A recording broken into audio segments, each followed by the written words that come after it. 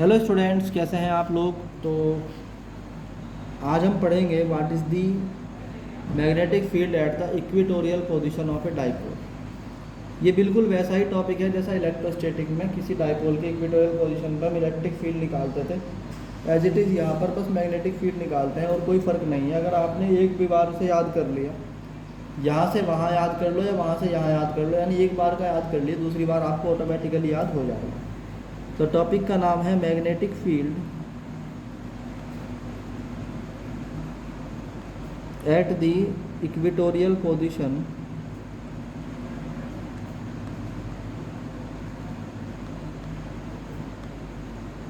Of dipole. एक dipole के equatorial position पर क्या होता है मैग्नेटिक फील्ड। सबसे पहले हम एक डाइपोल बनाते हैं। डाइपोल का मतलब एक, मान लो यहाँ पर बार मैग्नेट ले ली हमने, इसमें इधर हो गया साउथ पोल, इधर हो गया नॉर्थ पोल।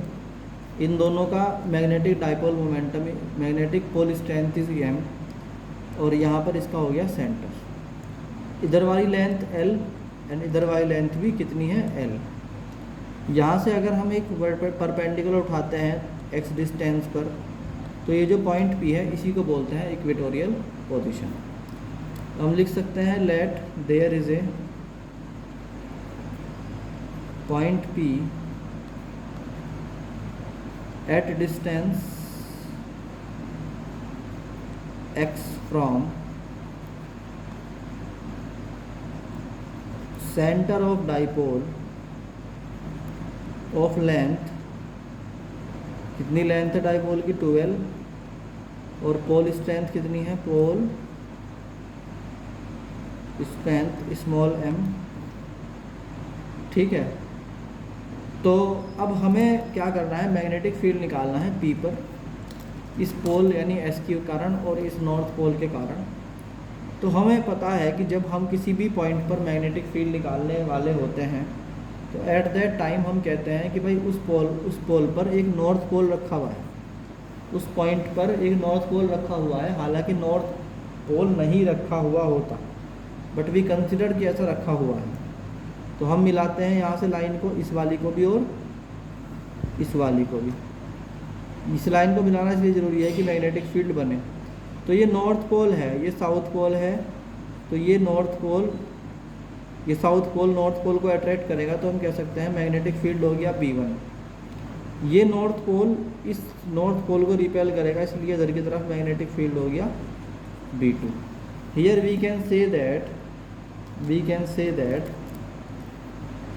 पहले से नोट कर लीजिए अच्छी तरीके से, बल्कि मैं अभी एक काम कर देता हूँ। मान लीजिए कि अगर ये एंगल थीटा है तो ये वाला एंगल भी थीटा होगा, ये डिस्टेंस r है तो ये भी डिस्टेंस r होगी, और इधर हॉरिजॉन्टल की तरफ अगर लाइन खींचे तो ये एंगल थीटा है तो ये वाला एंगल भी थीटा, ये एंगल थीटा है तो ये वाला एंगल भी थीटा।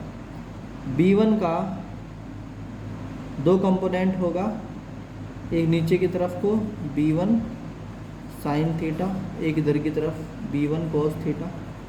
ऐसे ही B2 के भी दो कंपोनेंट बनेंगे, एक वर्टिकल में कितना B2 साइन थीटा और एक हॉरिजॉन्टल में B2 कोस थीटा। इस डायग्राम को अच्छी तरीके से बना लीजिए, और बिल्कुल वैसा ही डायग्राम है जैसे तुम्हारा पहले कभी इलेक्ट्रोस्टैटिक में था। तो ये सब कुछ लिख लिया आपने, तो हम कह सकते हैं now we write that magnetic field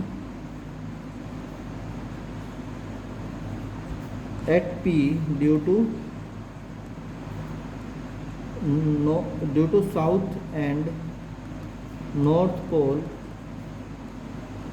are B1 and B2. So B1 and B1 sin theta and B2 sin theta क्या है, R इक्वल भी हैं एंड अपोजिट भी हैं, किसके, एक दूसरे के, अपोजिट टू ईच अदर।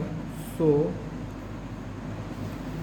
देखो यहाँ ध्यान से देखो, B2 साइन थीटा ऊपर जा रहा है, B1 साइन थीटा नीचे आ रहा है, तो आपस में एक दूसरे से क्या हो गए, कैंसिल हो गए। और B1 कोस थीटा और B2 कोस थीटा एक ही डायरेक्शन में है, सो ये आपस में ऐड हो जाएंगे। सो क्या होंगे, कैंसिल हो जाएंगे। सो cancel each other,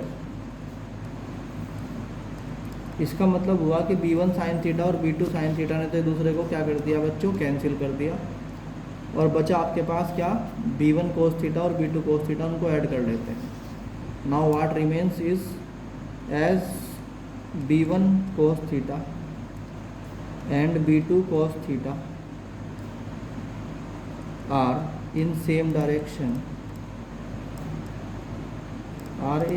direction, so they add up, इसलिए वो एड अप हो जाते हैं। तो हम कहते हैं सो नेक्स्ट मैग्नेटिक फील्ड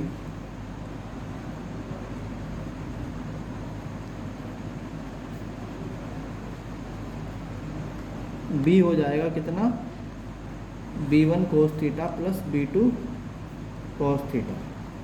अब हम यहाँ B की वैल्यू निकालते हैं। देखो भाई, ये मैग्नेटिक डाइपोल का जो पोल स्ट्रेंथ है वो कितनी है, स्मॉल m, डिस्टेंस कितनी है r।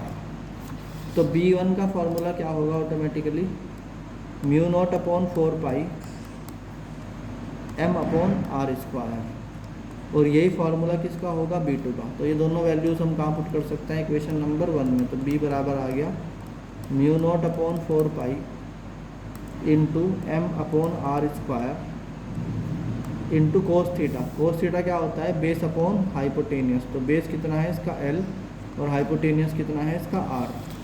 यहाँ पर एक बार और मैं ट्राइंगल को बना सकता हूँ ऐसे आपके लिए। तो ये x है, ये L है, और ये R है, और ये थीटा है, तो ये भी थीटा है, तो ये भी L है। तो इस थीटा के लिए कोस थीटा की वैल्यू क्या होती है, बेस यानी L अपॉन हाइपोटेनियस यानी R। तो ये आ गया। तो अगर B को आप लोगे तो ये लिखोगे, तो कोस थीटा आ जाएगा L अपॉन R एक बार और एज इट इज़ ये भी ऐसा का ऐसा ही है, क्योंकि ये भी और ये भी दोनों सेम वैल्यू आएंगी। तो प्लस करके लिख सकते हैं mu not upon 4 pi m L upon R square into R। अगर आप इन दोनों में वैल्यूज़ पुट करते हैं तो जोड़ के आता है, तो दोनों सेम टर्म आ गई, ये वाली भी और ये वाली भी। तो आप लिख सकते हो B equal to mu not upon 4 pi 2ml upon R cube. अब यहाँ पाइथागोरस थ्योरम के अकॉर्डिंग आप कह सकते हो R स्क्वायर बराबर है L square plus X square के। सो R इक्वल हो गया L square plus X square की पावर 1/2 एंड R की power 3 equal to L square plus X square की पावर 3/2। एज यहाँ पर आप लिख सकते हो B equal to mu not upon 4 pi 2ml की वैल्यू आप जानते ही हैं, पहले ही कैपिटल M होती है, और इसकी value x square plus L square की पावर 3/2। ये आपका आ गया एट द इक्वेटोरियल पॉइंट, यानी magnetic field at equatorial point जो है या पोजीशन आपका ये होता है। इसमें एक लाइन बढ़ा सकते हो आप, if L is very less than of the x then you can write B equal to mu not upon 4 pi m upon X square की पावर 3/2। क्योंकि L तो वहाँ से क्या हो जाएगा, क्या कर सकते हैं हम, नेगलेक्ट कर सकते हैं किसको, L को। तो B बराबर क्या आ गया, स्क्वायर से चला गया mu not upon 4 pi m upon x की power 3। This is the magnetic field at the equatorial